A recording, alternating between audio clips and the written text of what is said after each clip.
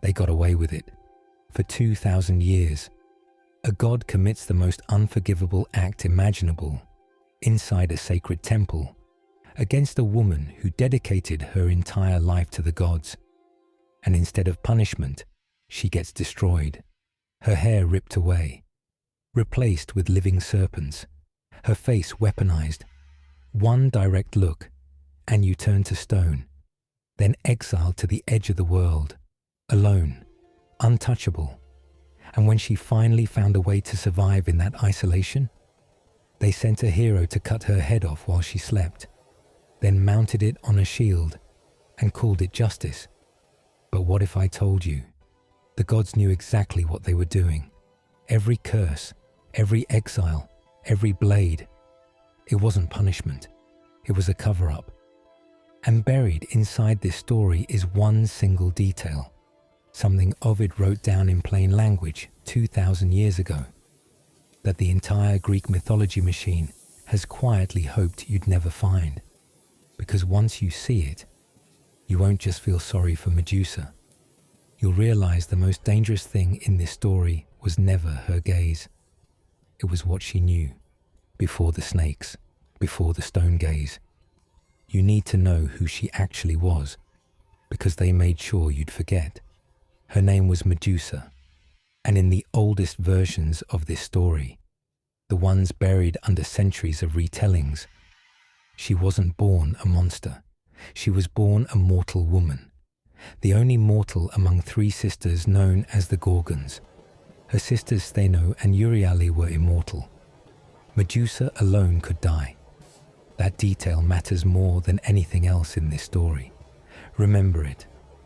Ancient texts describe her as extraordinarily beautiful, not attractive by human standards, divinely beautiful, the kind of beauty that pulled the attention of gods directly toward her, which in Greek mythology is the most dangerous thing a mortal woman could possess.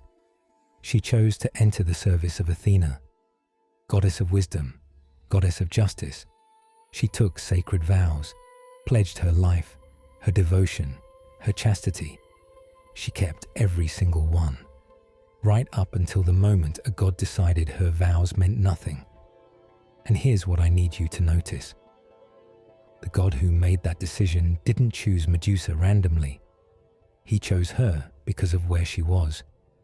Poseidon found her inside Athena's temple, not in the streets, not in an open field, inside the most sacred space in Greece, on ground protected by divine law itself.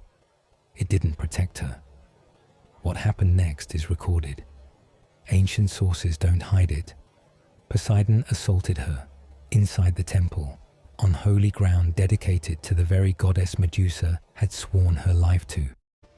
Now stop, because the next thing that happens is the part of this story that should make your blood run cold.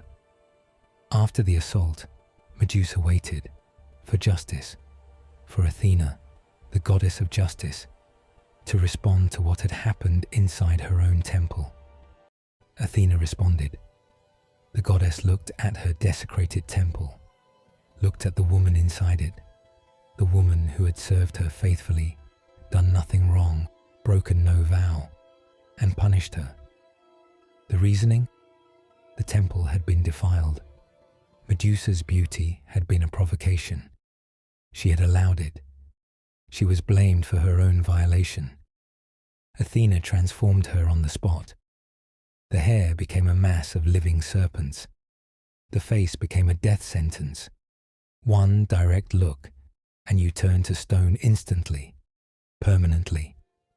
Then she was thrown to the furthest edges of the known world, forced into total isolation because her existence was now lethal. Poseidon? Not one word of punishment in any surviving text. Not one word. But here's what I haven't told you yet, because this is where the story stops being about mythology and becomes something far more disturbing. Ask yourself a simple question. Medusa is now exiled, alone, at the edge of the world, harming nobody, unable to even be near another living being. Why would anyone need her dead? She's already been erased, already destroyed, already removed from the world completely. And yet, years later, the gods decided that wasn't enough. Perseus was a young demigod, son of Zeus, handed what looked like a hero's quest: kill Medusa, bring back her head. But look at what actually happened beneath the surface. The gods didn't just send him. They equipped him with everything he needed to succeed.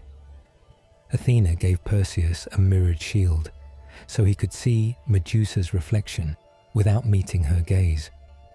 Hermes provided winged sandals, a divine blade, full divine support, mobilized specifically to kill one exiled woman who was already isolated and alone.